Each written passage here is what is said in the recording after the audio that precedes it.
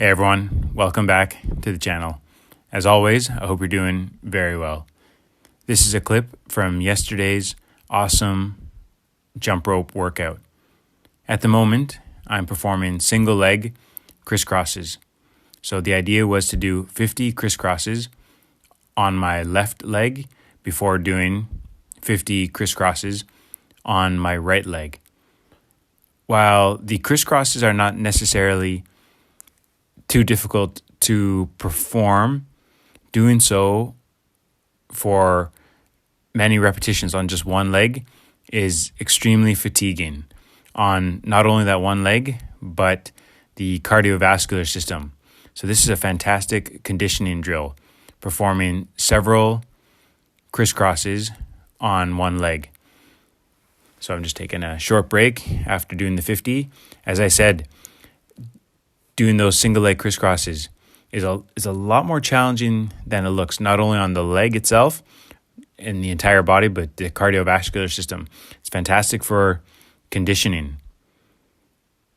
Right now I'm just doing a lunge squat stretch, just slowing down my breathing, stretching my body before going into the next set of 50 single leg crisscrosses, this time on my right leg. This is a great stretch for the solar plexus as well as the hamstrings. I say the solar plexus, the area at the top of the thigh close to the hip. Okay, so here we are going into the next set of single leg crisscrosses, this time hopping off the ground using just my right leg.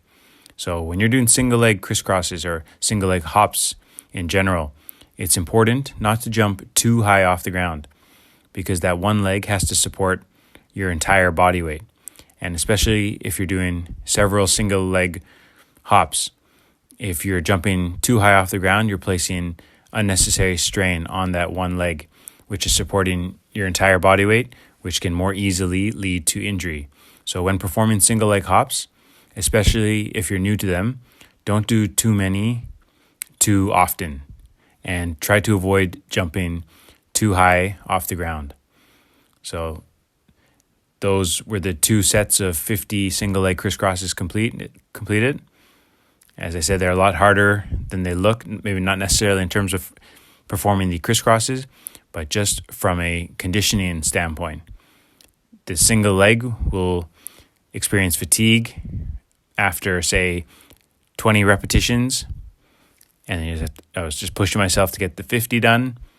And it's quite challenging, cardiovascularly speaking. It doesn't really look like it, but it really is. So I'm just slowing down my breathing here, just chilling out for a little bit before going into the next part of this workout. So this was quite an intense jump rope day. So I warmed up with a few minutes of boxer skips before doing those crisscrosses, and then I went into some explosive jump rope training involving a lot of double unders and triple unders. This triple under footage, I believe I showed or shared on my YouTube channel just the other day, as well as on my Instagram account.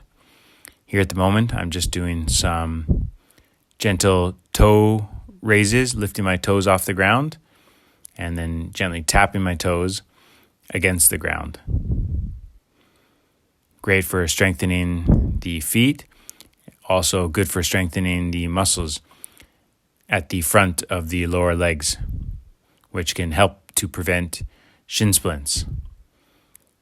So what I'm doing now, just walking around, slowing down my breathing, just relaxing, being outside, enjoying the surroundings before going into another jump rope set, is quite a common practice for me. Unless I'm jumping for, say, a set duration of time, if I'm trying to jump rope for, say, 10 minutes straight, 20 minutes straight, 30 minutes straight, whatever.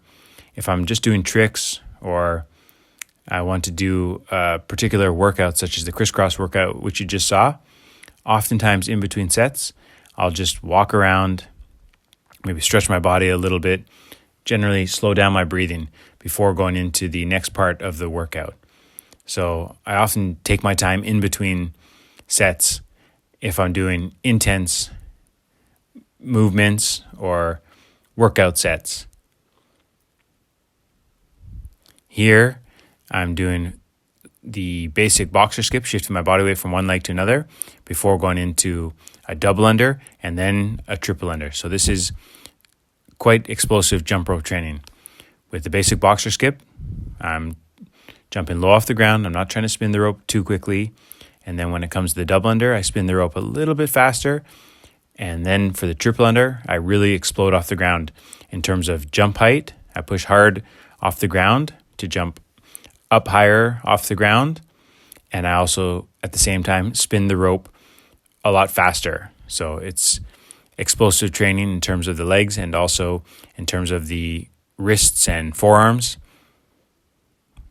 It's a really fun way to train, varying the speed of the movements, spinning the rope a little bit slower, jumping a little bit slower, keeping my feet on the ground a little bit longer before going into a faster movement, the double under, and then an even faster movement, the triple under.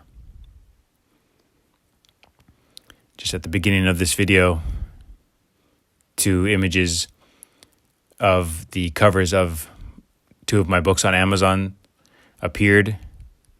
Jump Rope Johnny and the Inspiring Mr. P, which is a very uplifting tale of self-discovery and transformation. I've gotten plenty of great feedback on that book. I'd love it if you check it out. And the other book, Free from Plantar Fasciitis Forever, shares with you how to avoid plantar fasciitis and how to get relief from plantar fasciitis if you are currently suffering.